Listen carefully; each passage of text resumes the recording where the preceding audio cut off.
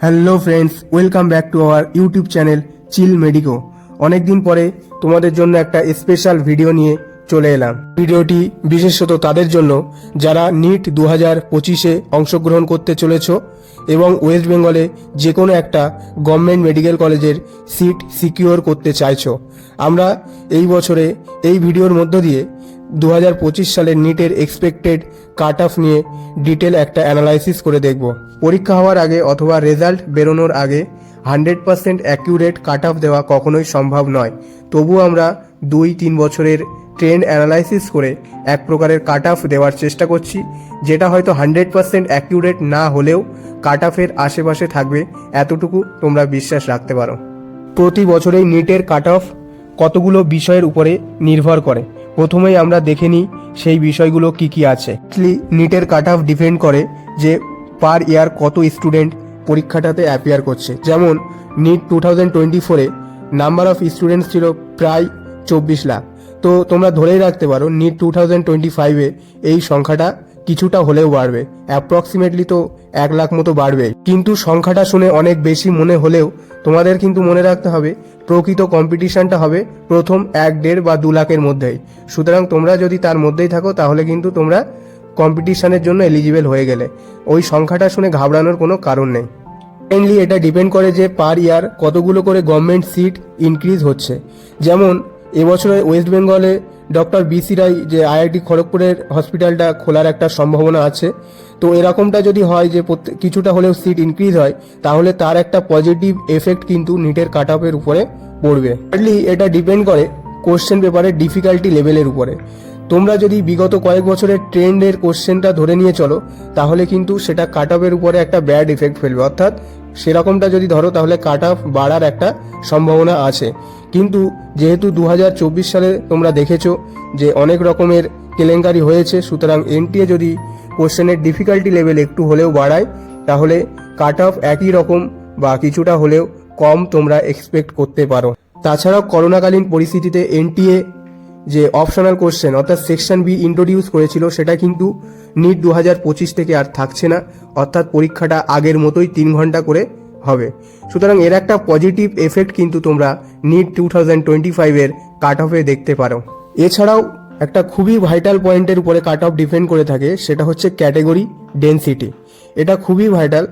আমরা যতক্ষণ না পর্যন্ত এটা রেজাল্ট বা স্টেট মেরিট লিস্ট, তোমরা এগুলো এখন হয়তো একটু অকওয়ার্ড লাগছে, কিন্তু আমরা নেক্সট ভিডিওগুলো যত আনতে থাকবো এই বিষয়ের উপরে তোমাদের ক্লিয়ারিটি তত বাড়বে। তো এই বিষয়টা কিন্তু নিটের কাট অফের উপরে অনেকটাই প্রভাব ফেলে। তো এই বিষয়গুলো আমরা পরে আরও ডিটেলসে আস্তে আস্তে করে দেখবো যত ভিডিও আনতে থাকবো। নেক্সট স্লাইডে তোমরা দেখতে পাচ্ছ নিট 2023 এবং 24-এর একটা কাট অফের কম্পারিজন দেখানো হয়েছে এবং তার রেসপেক্টে আমরা 2025-এর এক্সপেক্টেড কাট অফ অ্যাজাম্পশন করব। প্রথমেই তোমাদেরকে বলে রাখি, নিটের কাট অফ কিন্তু মার্কসের উপরে বেসড করে না। নিটের কাট অফ সবসময় তোমরা মনে রাখবে অল ইন্ডিয়া র্যাঙ্ক বা AIR এর উপরে ডিপেন্ড করে থাকে।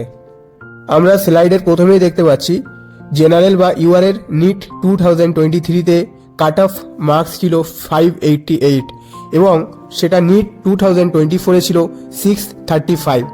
আমরা যদি এই সেম ট্রেন্ডটা ফলো করতে পারি, অর্থাৎ যদি নিট 2025, নিট 2023 বা 24-এর মতো সেম ট্রেন্ড এবং সেম প্যাটার্ন ফলো করে হয়, তাহলে এক্সপেক্টেড কাট অফ তোমরা আশা করতে পারো 640 থেকে 45-এর মধ্যে লাই করবে।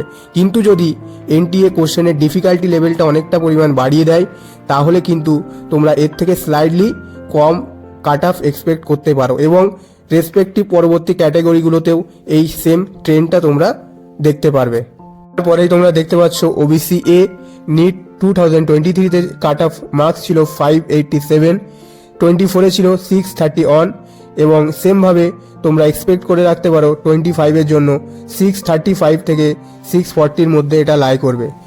তারপরে ওবিসি বি নিট 2023-তে কাট অফ মার্কস ছিল 581, 24-এ ছিল 625 এবং 2025-এর জন্য তোমরা ধরে রাখতে পারো 630 থেকে 635। একই রকমভাবে EWS এর 23-তে কাট অফ মার্কস ছিল 543, 24-এ ছিল 580 এবং একইভাবে তোমরা নেক্সট ইয়ার অর্থাৎ এই ইয়ারে ধরে রাখতে পারো 590 থেকে 600। SC ক্যাটাগরিতে ছিল 23-তে 479, 24-এ ছিল 534। একই রকমভাবে তোমরা 25-এর জন্য এক্সপেক্ট করতে পারো 550 থেকে 560। এরপরেই তোমরা শেষে দেখতে পাচ্ছ এসটি ক্যাটাগরিদের 23-তে কাট অফ র্যাঙ্ক ছিল 264। একই রকমভাবে নিট 24-এ ছিল 298 এবং 25-এ তোমরা এক্সপেক্ট করে রাখতে পারো 305 থেকে 315। এর সুবিধার জন্য পাশে অল ইন্ডিয়া র্যাঙ্কগুলোকে উল্লেখ করা আছে, চাইলে তোমরা একবার মিলিয়ে নিতে পারো সবগুলোকে। তোমাদের মধ্যে যারা অল ইন্ডিয়া কোটা থেকে সিট নিতে ইচ্ছুক তাদের জন্য এই স্লাইডটা দেওয়া আছে। তোমরা এখানে রেসপেক্টিভ ক্যাটাগরিগুলোকে দেখতে পাচ্ছ যে 23 এবং 24-তে কত ক্লোজিং র্যাঙ্ক এবং ক্লোজিং মার্কস কত ছিল, তার রেসপেক্টে তোমরা দেখতে পাচ্ছ 25-এ কত এক্সপেক্টেড হতে পারে। তো জেনারেলদের জন্য আমরা দেখতে পাচ্ছি 655 থেকে 660, ওবিসিদের জন্য এক্সপেক্টেড আমরা দেখতে পাচ্ছি 655 থেকে 660, ইডাব্লিউএসদের জন্য 650 থেকে 655, এসসিদের জন্য 560 থেকে 565 এবং এসটি ক্যাটাগরিদের জন্য 535 থেকে 540। এতক্ষণ ধরে আমরা ওয়েস্ট বেঙ্গল এবং অল ইন্ডিয়ার নিট 2025-এর এক্সপেক্টেড কাট অফটা দেওয়ার চেষ্টা করলাম। তোমাদেরকে এতটুকুই বলবো যে তোমরা 650+ টার্গেট নিয়ে নিজেদের প্রস্তুতিটাকে কনসিস্টেন্সি ভাবে চালিয়ে যাও। পরীক্ষার তো আর মাত্র 3 মাস বাকি আছে। এই সময় সবথেকে গুরুত্বপূর্ণ হলো তোমরা নিজেদেরকে মেন্টালি এবং ফিজিক্যালি সুস্থ রাখবে। তাছাড়া পারলে প্রত্যেক দিন একটা করে ফুল সিলেবাস টেস্ট দেওয়ার চেষ্টা করো। সবশেষে বলি, তোমার নিজের জন্য সিট লাগবে মাত্র একটা।